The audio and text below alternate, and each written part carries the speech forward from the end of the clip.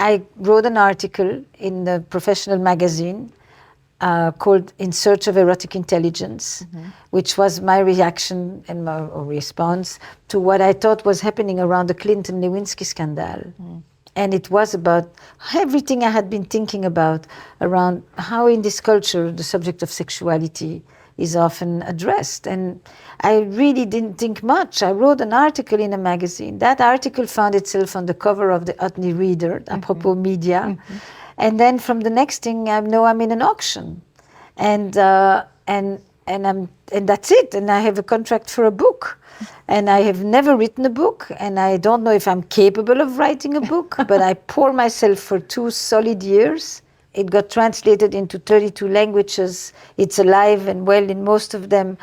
It becomes this cultural moment, but it is a book that is not on the radar. It just has a lot of until I do the TED Talk.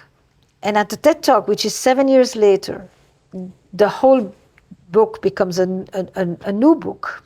That's fascinating. So the idea itself was a cultural phenom in certain areas where people were talking about it as changing things and having an impact.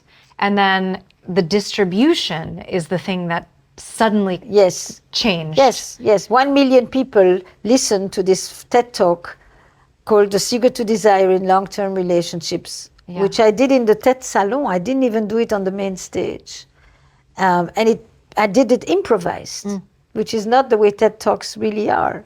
Because I knew this material by heart. I had lectured about it all over the world. That is just unbelievable. By then I had lectured all over. I went to 20 countries on book tour.